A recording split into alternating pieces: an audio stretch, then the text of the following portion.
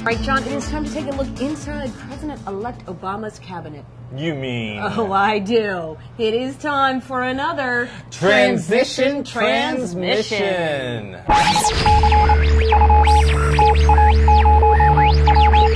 Okay, though there have been no official announcements, speculation is starting to fill up Obama's cabinet. First, the biggest question, is Hillary Clinton going to be America's next Secretary of State? Amy Walter, yes or no?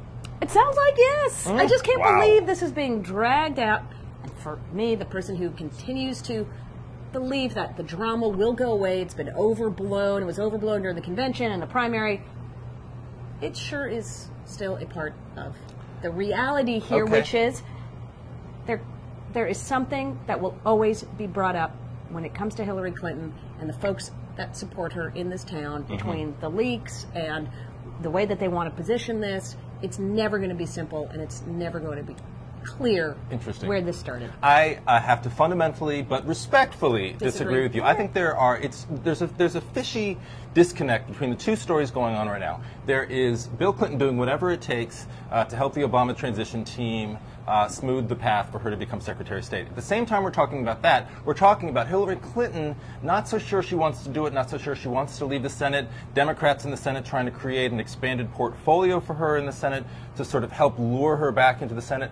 My gut feeling about this, and I have no proof because nobody from the Obama transition team is calling me back with scoops on this story, but the idea being that, you know, is it possible that they have found something that disqualifies her to be the Secretary of State, whether it's something in Bill Clinton's records or something else, and they now are worried, look, we have a potential PR disaster on our hand. We've put up this trial balloon. It's a huge one. She's got 18 million cracks in the ceiling who are going to be, frankly, pretty annoyed if we pass over her again. We need to do something to help look like this was not necessarily a snub, which it would be if ultimately they don't give her the job. She also wants to protect her own image. I think ultimately she doesn't get the job, and I think it's because there was something that they found that disqualified her. She'll stay in the Senate, and it will look as though she made the decision herself.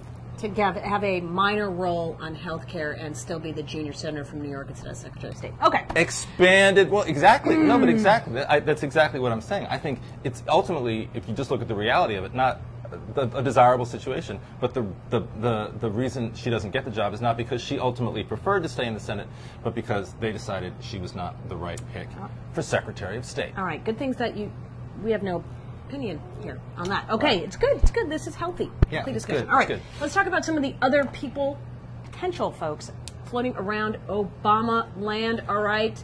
Looks like Eric Holder is a done deal now, Attorney General. Sure. I mean, are we Tom going to have a Daschle. big fight now? You Is wanna go this through Mark each Rich one? thing? Well, let's just, it seems to me Tom Daschle, HHS, nobody's complaining about that, at least in the Republican ranks. In fact, I even saw Bill Janklow, remember him? I do, indeed. Saying very nice things about Daschle. His wife is recusing herself from any lobbying that it would have any relationship at all to HHS, even though that's not what she does anyway. She does transportation. Right. So I don't think he has problems. The Holder thing, it seems like Republicans want to get back into the 90s debate here about pardons and Mark Rich, and I just don't know if, I mean, clearly the Obama campaign is saying we're ready to have that debate. Well, but right, they're ready to have the debate. like, it's a legitimate issue. Yeah, I don't it's think it fine, ultimately derails him. He's already sort of drawing strong support from people like Jeff Sessions and Arlen Specter, not necessarily yes votes, but at least heavy praise. I think it's one of those sort of minor debate issues that comes up during any sort of confirmation fight. Will it derail him? Probably not. All right, Probably Penny not. Pritzker.